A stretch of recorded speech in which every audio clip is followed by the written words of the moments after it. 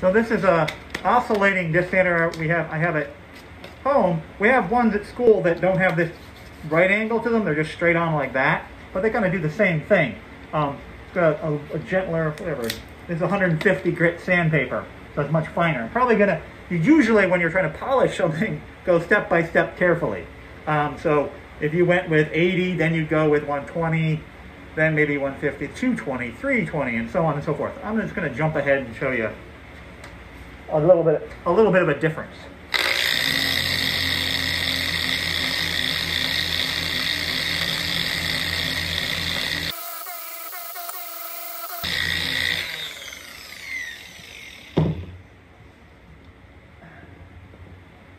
All right, so now that's a little hot, softer than that heavier grinding mark. So if you want that kind of look to it, you can do that. And you can take it even farther.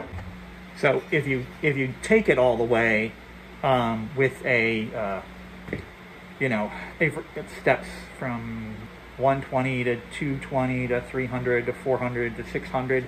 And, you could go to 800 and 1,000 grit emery paper, but and then go to polish, you'll start to get a sheen to it, a reflective quality.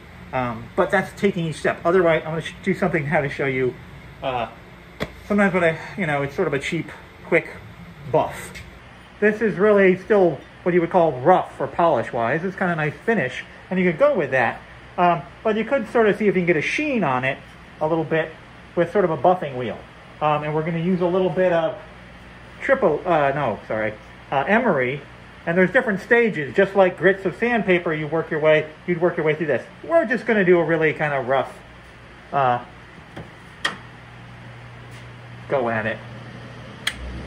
So the wheel starts spinning. It's a felt wheel. It's a flannel wheel. There's one there and one there. Also, I don't have my gloves on because I don't want to make a caught in there. All right, so that just a little bit on there of the polishing compound. I'll take this, and I want to be gentle. I do not want to shove it in there. Also got a dust mask on and my safety glasses, of course.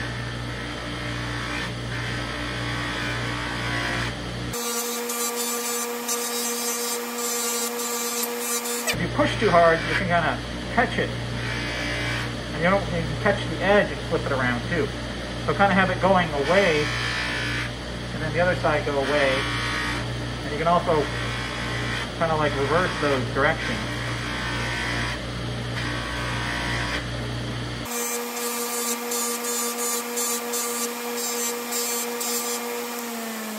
A little bit more how that's kind of almost got a sheen to it now. Now it's a very rough. If I look at it, I can see the texture of the sanding still, but it kind of just buffed it a little bit. So that's different than kind of taking it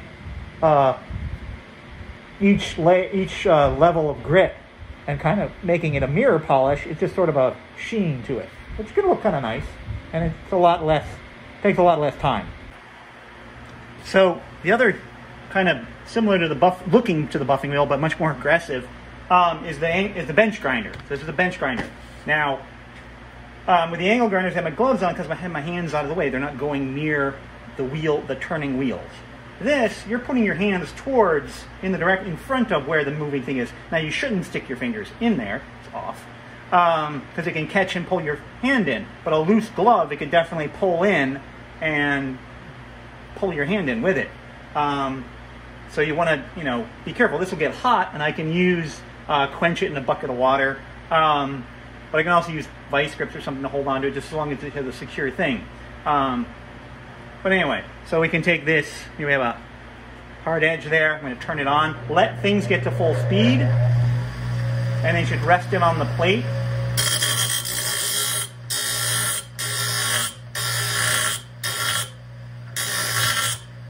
And I can grind stuff away. Okay? Now that will work with longer things when your hands are farther back. If you have little tiny things, don't stick them in there. They're too small for you to hold on to. You might be able to do it with a pair of pliers, vice grips holding on to it, but still they might just jump away at you. So it's better put them in a clamp device. All right? So that's the bench grinder.